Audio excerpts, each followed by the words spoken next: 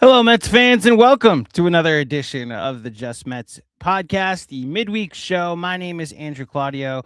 Uh, First time, long time. It's been a while since I've been able to jump on the Mets airwaves and talk about this baseball team. Obviously, I've been a little busy with the NBA champions taking up most of my time. I'm actually recording this middle of the night, and I'm doing this live because of in interest of time and not having to edit video. But so don't worry, you didn't miss a live stream. This is just more a little behind the scenes of a shortcut. Regardless, thank you everybody for tuning in to this edition of the midweek show. Shout out to the Believe Podcast Network. We're going to talk about this baseball team, and I'm going to do so for about half an hour. I think I got a half an hour in me, and I think that is the amount of time this team deserves because we are in a bit of a holding pattern, it feels. I don't know if anybody else, let me know in the comments if you feel the same way. There's a holding pattern with this team until at least Lindor gets back, at least until they find a third dependable starting pitcher. Now that Christian Scott is down, now that like they're now turning to Kodai Senga again, and Tobias Myers is being inserted into the rotation. We're just at a point with this team that I think we're just gonna have to hope they maintain 500 ball. And lo and behold, they are maintaining 500 ball. So let me take you back in time. So the New York Mets swept a series with the Florida Marlins. Excuse me. Wow, I'm old. The Miami Marlins over the weekend kind of took it to them, belt to ass over that series. And it put them at 7 games under 500. It put them at 26-33. The following week, they went to Seattle for their final Pacific road trip, and they lost the first two. A bit of an inexplicable schedule that they had to go to Seattle the day after playing in New York, but whatever. They played 2 games, lost them both, and the second game was not close. Then they had a very impressive third game in which they again took it to the Mariners, won 7-1, and it was like, all right, they salvaged the series and avoided the sweep. Then they went to San Diego and won 5-0, and then Fermin, I believe was the catcher's name, hits his first home run of the season, and it's the difference in a 3-2 game. And then they win 7-3 on Sunday, and it's like, all right, 3-3 week, whatever. But we're back to where we started. Then the next week they come home, and then they play the St. Louis Cardinals, who are having a pretty impressive season, especially compared to expectations. Those first 2 games of that series, 7-0, 9-2, season over again. The third game of that series was an actual back and forth battle, and it's also like the moment that Bo Bichette decided, I'm going to start hitting the baseball this season. So they salvaged the third game, and then they play Atlanta, and they just a very competitive 3 games, 2 games in which the Mets won 5-4, lost 3-1, but then won 8-1 against the Atlanta Braves the day after the New York Knicks won the NBA championship. Notice a pattern? It's the exact same thing that happened the week before. You're back at 7 games under 500, and you're thinking, all right, but we're back to where we started 2 weeks ago after the Marlins series. Well, how did this series go? They play the Cincinnati Reds, a 12-0 loss on Monday night. Tobias Myers is first. I have no idea if their plan was for him to be an opener or whether he was actually stretched out in the minors and turned into a starting pitcher. But they lose 12-0. The game is over in the second inning when it's 9-0. I know they loaded the bases a bunch of times. I know they went, I believe, 1 for 11, 1 for 12. Let me pull up the box score with runners in scoring position. The first 2 days of this series, they went 3 for 23 with runners in scoring position. Yeah, 1 for 12 on the 12-0 game, which means they were 2 for 11 the next night. These stretches that they went through where they couldn't, again, it was runners in scoring position, the phrase that we all like to go back to, but just not getting that one key hit the second day and a 5-3 loss was like why they ended up losing the series. Then you get to the third day. Today, a very early start here on the East Coast. I believe a 12:30 start here on the East Coast.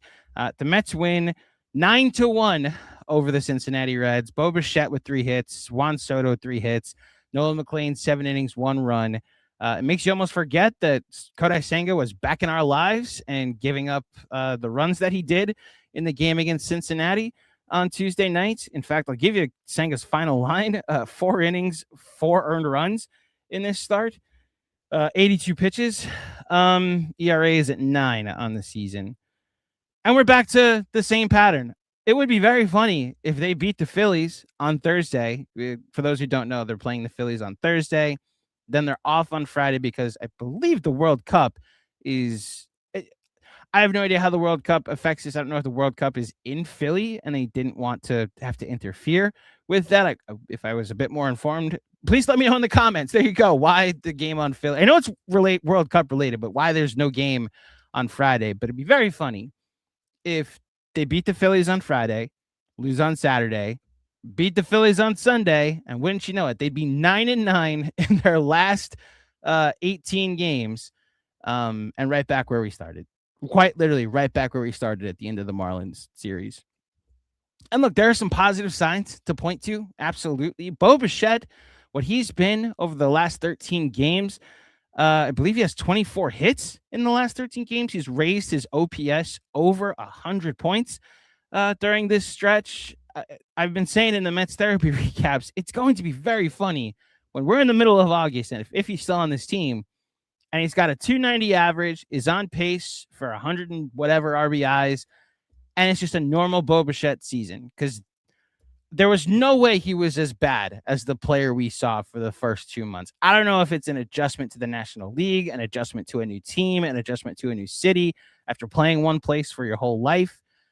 And we're finally seeing what it was supposed to look like when Bo Bichette got here. I don't know if he can make up enough ground, like the joke I'm making that he's going to have his normal numbers at the end of the year. But man, is he scorching at the moment. And you'd love for it to associate with like a hot streak with the team as well. But thankfully, Bo Bichette is hitting the ball right now. You're getting that. Luke Weaver should be an all-star. I don't think the Mets are going to get 2 all-stars this year because of where they are in the standings. And I think Juan Soto is just flat out having a better season than Luke Weaver. The last time Luke Weaver gave up a run was the home run he gave up to C.J. Abrams in a 5-4 loss right after the losing streak at the end of April. It was their 21st loss at the end of April. They fell to 10-21, which as of right now is their low point. I know they got back to 11 games under 500 at one point, but man, they lost that game, and Luke Weaver gave up the home run in the 8th inning to Abrams that turned a 4-3 lead into a 5-4 deficit. Guy hasn't given up an earned run since. I mean, at the peak of this, the best case scenario, you have options with him. Like, you can make him your closer if Devin Williams proves not dependable. Ironically, this is the exact same scenario that the Yankees ran into last season, and they ended up trading for David Bednar instead. The worst case scenario, and maybe this actually turns out to be the best case scenario, that's an arm you could get something for. A guaranteed year next season, and this is a high-profile arm. We saw what the reliever market was at the deadline last year, what Mason Miller went for, what Yohan Duran went for. And, oh, yeah, Ryan Helsley and Tyler Rogers and Greg Soto, I guess. But like what the Mets traded to build a super pen, what was supposed to be a super pen. Now Luke Weaver is available. If he's available, imagine what you could get for him and putting him on a contender down the stretch. I tell you, I've been harping on this for the majority of this very mid-season. This bullpen's good. I know the closer is shaky. Devin Williams, I've never had really full trust in him. I think the bat is just really bad with him. He doesn't really ever give up the one run outing on some blue pits. I know he has the Conforto game where our old friend Michael Conforto made him blow a save. So that does happen. Most of his like bad starts are like, oh, I didn't get an out, and the other team scored 4 to 5 runs. Like, remember that Dodgers game? Remember that, obviously, the grand slam against the Marlins, which is why his ERA is so inflated. So he'll go through stretches where he's good. He's just looked nothing like the rest of this bullpen. Brazoban, Austin Warren, Brooks Raley, Minter has been great since being here. The Mets have 4 to 5 dependable arms in this bullpen that at bare minimum can get you something if you decide to sell off parts at the break, at the trade deadline. I don't trust this pitching, the starting pitching. I mentioned at the top, the way you're going to be able to get back into any kind of race. I know they're only 6.5 back in the wild card. I know that we're looking at a team that, like, nobody's really separated themselves for the third wild card. I believe it's the Nationals. In fact, let me just pull it up. The wild card race in the National League at the moment, here on June 18th, officially June 18th, 2026. The Cardinals are currently the number one wild card. The Phillies, who fired their manager and turned their season around, are 40-34, one tied in the win column, 2 games in the loss column behind the Cardinals. And then it's the Padres, who we just saw, who have like a horrific offense. If they had several guys below the line of ass, if you know, you know. And then it's the Cubs, the Nationals, the Diamondbacks. Those are the only other teams over 500, and it's 2 games over 500. And then it's like the Pirates are at 500 exactly. The Marlins are a game under. We just saw the Reds; they're a couple games under. And then it's the Mets. Like, you're in 13th place, so it's not ideal. But I just realized they're 5.5 back of the third wild card on June 18th. It is doable. The problem is, we just talked about the pattern that they're in that they may end up going 9-9 over the last 18 games. You got to hope that no one separates themselves for that third wild card. They're going to need to make some moves, I believe, at the deadline. Probably for an extra starter or 2.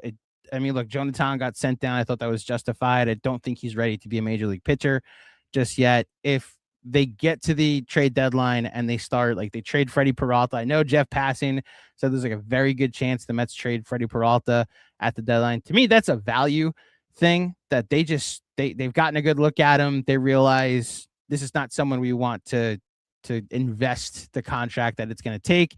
Let's get something for him at the deadline. Maybe his market changes in the offseason. By then, we will be able to re-sign him, sign him back anyway. The what was that? The infamous Gleyber Torres contract. Not Gleyber Torres. Well, the Gleyber Torres trade, where the Yankees traded Aroldis Chapman for Gleyber Torres, and then signed Chapman in the offseason. Now, the Cubs would do that 100 times out of 100 because they won the World Series.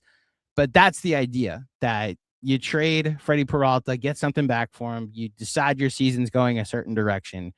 And yeah, you look, the thing that they could do is, if you want to trade Peralta and then go trade for a starter to fill that spot, you could.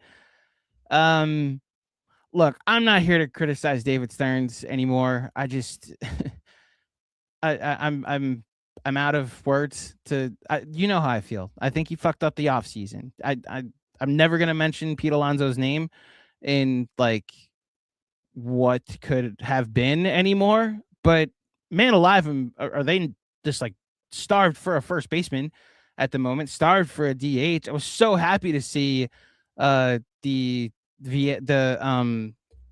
Alvarez DH lineup that I wanted them to employ this on Sunday, on Wednesday. But yeah, I think I'm done criticizing David Stearns. I do think, to give him some grace, they were snake bitten by a couple of injuries. Christian Scott was developing into a dependable starting pitcher.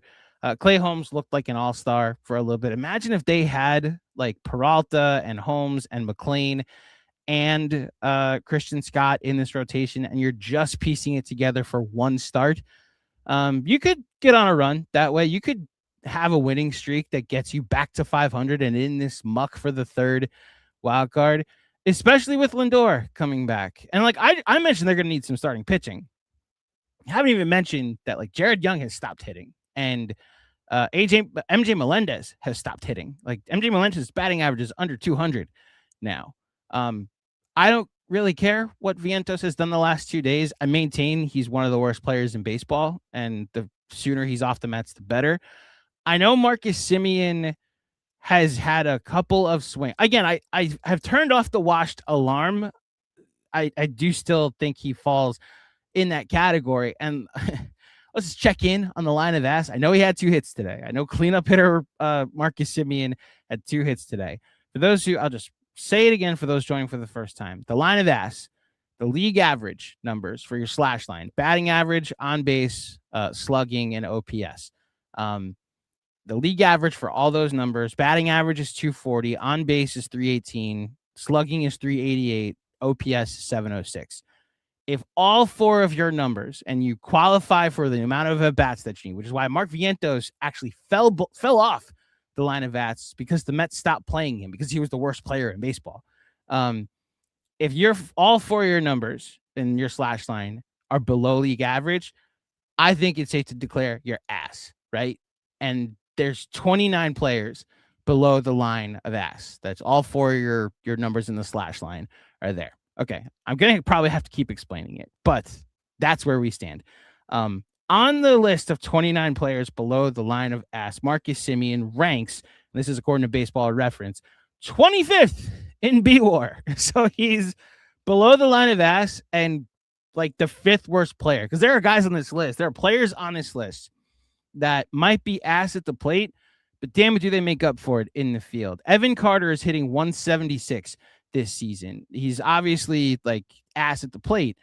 He's got a 1.4 B-WAR because he's one of the best defensive players in the sport. Same goes for Mason Wynn, who we just saw in St. Louis. Below the line, but a 1.1 B-WAR. Guys with a full win above replacement, according to Baseball Reference. Dansby Swanson, even though he's batting 175. Nico Horner, 2 Cubs. Their whole middle infield is below that line. And then Nasim Nunez of Washington has a full. We've seen him when he's made those good defensive plays. And then you get our old friend Andres Jimenez, by the way, is below this line. Brett Beatty is on this list. Marcus Semien is on this list. Those 2 have at-bats that have enough at-bats that qualify to make it to this line, to this list. I mean, he's getting a ton of at-bats, Marcus Semien. He's still below the line, and the only 4 players that he's ahead of on the line, on the list, are Salvador Perez, who might be at the point where he needs to retire officially. I think that's like a Kobe Bryant final season goodbye tour over there. Maybe A-Rod final season, maybe Jeter final season. People don't want to talk about how bad that last season was. Adolis Garcia and Manny Machado. And excuse me, Alec Bohm. The Phillies. We're about to see the Phillies this weekend. The Phillies have a couple guys on this list. In fact, they have 3: Trey Turner, Alec Bohm, Adolis Garcia. The Mets have 2. They used to have 4. Mark Vientos no longer qualifies for at-bats, and thankfully, Bo Bichette has hit his way above the line of ass. So thank God for that. All this to say, this was a Marcus Semien point that I was trying to make. I know he's like run into a couple fastballs lately. I know the power has like showed up recently, and there's going to be some cherry picking of the stats. You got to get above this line before I start to depend on you. And in a perfect world, both of these players, Brett Beatty and Marcus Semien, start to split time. You know, the rumors that I saw today online that Matt Chapman might be an option for the Mets, that would talk about run prevention, getting one of the best defensive third basemen of the past 10 years. Don't know if I love that contract, but if you can get him, and I don't know, maybe you get them to eat some money. Maybe the prospect. Well, no, I think you eat the contract because Steve Cohen's your owner. I don't know. It's not a deal that makes a ton of sense to me. I will say that it's not a deal, especially with Bo Bichette like only here for. I mean, that would tell me Bo Bichette's only here for 1 year, but he's here to play third base. So if Lindor's coming back, where's Matt Chapman playing? And then where is Bo Bichette playing? I don't think you're going to make him your DH. I don't think you're going to make him your second baseman with the money you've locked up to Marcus Semien. The reality is that the Mets need a DH in the worst way. And the ones that they signed, Jorge Polanco and potentially Luis Robert, are not healthy. The one that in-house was supposed to be like able to have a shot and run with it, Mark Vientos, is one of the worst players in baseball. And look, the reality is, and I've talked about this a couple weeks ago, Juan Soto could probably be their everyday DH at times, or at least a 3 times a week DH. They don't have an outfielder to fill that spot, though, especially with Tyrone Taylor out. Yeah, they're you see me talking through all of this. They're missing there's so many guys short at this point. And this I think is a way to bring it all the way back around. They did get snake bitten by injuries. If Lindor was healthy, maybe they're already back at 500. If Clay Holmes never gets hurt, maybe they're already back at 500. But like we went through the wild card race and I just kind of laid it out. They're within striking distance, but they can't shake just going 3-3 every week. They're gonna need like go sweep the Phillies if you're really serious about getting back into this thing, right? Um, I think we're just gonna have to live with these 3-3 weeks for a while. I wouldn't shock me if they take 2 out of 3 from the Phillies this weekend. And then we're back here on Sunday. Me and Rich are talking. I think we might be doing a pod on Sunday. We may end up waiting until Monday because Sunday is Father's Day. But like, I'm at the point personally where I need to see a 4-2 week before I start to think this thing is anything but just mid. You know, they had the April from hell and they've been mid for 2 months. That's really or 6 weeks at this point. That's the Mets to me. That's the 2026 Mets. They had one of the worst months in franchise history and then been like a 2 to 3 game over 500 team, which isn't great, but would be good for the 6th playoff spot with this payroll, right? Don't know if that's inspiring anybody, especially when this is where I'll wrap, is actually the worst thing the Mets have going for them.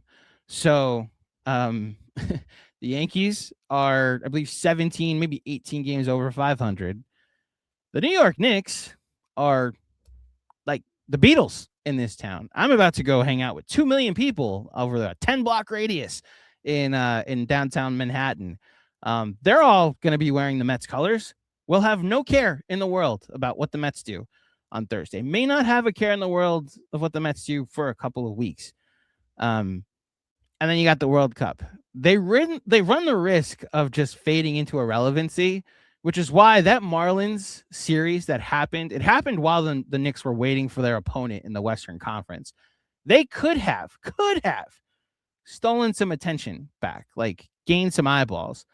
And it's just been like 3 weeks of mid since then. So, we'll see what happens this weekend in Philadelphia. I'll go over the pitching probables during this series. Again, it's a Thursday, it's a Saturday, and it's a Sunday for Father's Day. Someone in the comments tell me if it confirmed that it's because of the World Cup. That's all I remember reading is that it's because of the World Cup. Thursday game is at 6:40 p.m. First pitch. Saturday game is at 7:15. And what wouldn't you? Oh, we're definitely not recording on Sunday, Rich, because Sunday is a night game. The Mets play on Peacock. Is this the first Sunday night? No, have they been doing this for a while? You can tell how tapped out I am. Please tell me if I'm wrong. And they've been playing games on NBC on Peacock for the longest time. You know what? There's another positive I want to highlight because I haven't had a chance to really talk about this yet. So the Thursday starter is Sean Manaea. Good on him. Has had to pitch clearly through some physical issues, some mechanical issues, not being able to be a starter at the beginning of the year, has now earned his way back into the starting rotation. On Saturday, goes 6 innings and gives up a couple runs. That'll play. Like he's playing against Aaron Nola. This is a rematch of Game 3 of the NLDS from 2 years ago. I don't know if that's going to matter at the end of the day toward anything that has to do with this game, but it is a literal rematch of the pitching matchup in Game 3 at Citi Field when Manaea pitched to the 8th inning. You know what? He should be like a 5th starter. Like I maintain that Clay Holmes and if Clay Holmes and Christian Scott were still here, you might be cooking with a rotation that you can live with. If he's your 5th starter or finds a way to be like a 5th opener, I guess they'd call it, that'll play. That will play. You're still going to need to fill the other 2 spots, but that will play, Sean, because you're a very underqualified number 3 starter. You're probably about as qualified with the way you've pitched for like a month now. And watch, this is going to air, and he's going to give up 6 runs to the Phillies on Thursday night. The Saturday matchup is Peralta, our quote-unquote ace, our opening day starter, against Christopher Sanchez, who has a 1.82 ERA. Christopher Sanchez would be the front runner for National League Cy Young if it wasn't for a man named Jacob Mizorowski, who is like the modern day Roger Clemens. So Peralta, match him for zeros, see what you can. And then our old friend Zach Wheeler pitches for the Phillies, and the Mets do not have a name listed for Sunday. Would not shock me if that is Tobias Myers. Will very much frustrate me if that is Kodai Senga, which would also be a rematch of game 1 of the NLDS when the Mets threw Kodai Senga for 2 innings of that game before bringing in David Peterson, only to have Zach Wheeler go 6 innings of scoreless baseball. Thankfully, the Mets drove his pitch count up and got him out of the game, and we all know what happened in the 7th inning of that game.